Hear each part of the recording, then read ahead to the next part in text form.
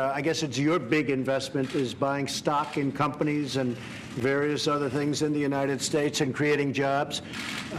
We've become very good friends over a fairly short period of time. I was in Saudi Arabia in May, and we are bringing back hundreds of billions of dollars into the United States, and we understand that, and they understand that. Some of the things that have been approved and are currently under construction and will be delivered to Saudi Arabia very soon, and that's for their protection. But if you look in terms of dollars, $3 billion, $533 million, $525 million, that's peanuts for you.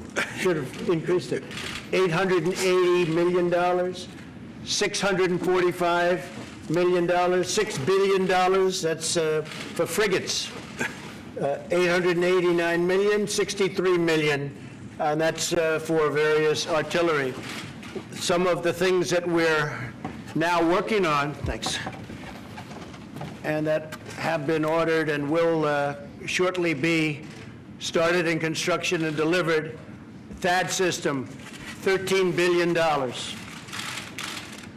The C-130 airplanes, the Hercules, great plane, $3.8 billion. The Bradley vehicles, that's the tanks, $1.2 billion. And the P-8 Poseidons, $1.4 billion. And what it does is it really means many, many jobs. We're talking about over 40,000 jobs in the United States. So we make the best equipment in the world. There's nobody even close. And Saudi Arabia is buying a lot of this equipment, and a lot of people are at work making the equipment, not only for us, because we, as you know, we're getting a $700 billion military proposal, and that's even a lot for you guys. But we're getting a $700 billion military plan this year, and 716 will be next year, $716 billion. So we really have a great friendship, a great relationship. I would really have to say the relationship was, to put it mildly, very, very strained during the Obama administration. And the relationship now is probably as good as it's really ever been. And I think we'll probably only get better. Tremendous investments made in our country, and that means jobs for our workers, jobs for our people. Also defense. We're talking about defense, and we're working very hard with Saudi Arabia, and they're also footing a big part of the bill for defense. The whole Middle East. We know what's happened in the Middle East, and it has not been a pretty picture for the United States or for anybody.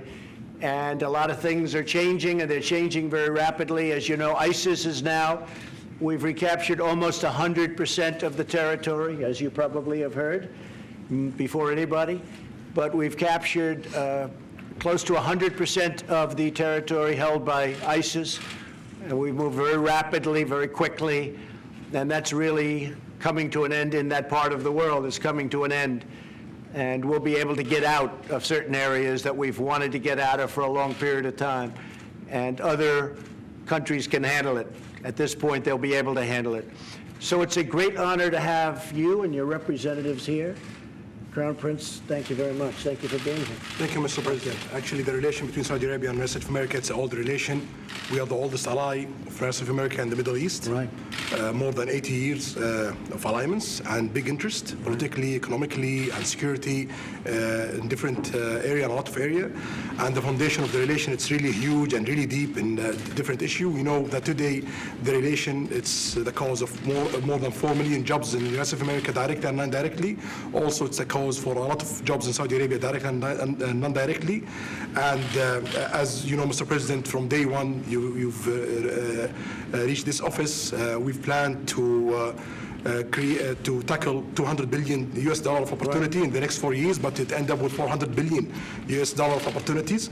You've talked today, Mr. President, about the military deals. The implementation in it's more than 30%, and also the implementation overall in the $400 billion of opportunity, more than 35%. Right. We planned this for the next 10 years, but it happens in 1 year we implement 35%. So this is a signal that there is a lot of things could be tackled in the close future and more opportunities, and that's why we are here today, to be sure that we've tackles all the opportunities and achieve it, and also get rid of all the threats facing our both countries and the whole world. So I'm very glad to be here today. Well, that's right. And, one thing that you have been really focused on is the terrorism threat and the funding of terrorism. And whether it's Saudi Arabia or other countries, as we know, there will be no funding. We have a zero tolerance for the funding of terrorists, and we're working very hard. And I will say that Saudi Arabia has been working very hard on that, as are certain other countries in the Middle East. When I was there in May, I think it was one of the most incredible two-day meetings that I've ever seen, that anybody's ever seen. It was an amazing two-day period. We had 56 countries. We had, everybody was there, the head of every country. Virtually, I guess, in every case, it was the head of the country. And we talked about terrorism and the funding of terrorism, and it will not be allowed. It will not be allowed. That would be the one thing that would end the relationship with any country. So I think there's a very big focus on that, the funding of terrorism, meaning it's over. And the other thing that I really am very happy about is that we talked about $400 billion worth of investment, of which we've already invested and seen invested $200 billion to our companies, to various other places and people that make things. So a lot of places throughout the United States are benefiting by this massive investment made by Saudi Arabia to buy product from the United States. And again, we make the best military product in the world, whether it's missiles or planes or anything else. There's nobody that even comes close. So I just want to thank you, and I want to congratulate you on everything. Thank you very much. Thank you, Mr. Thank you very much, everybody.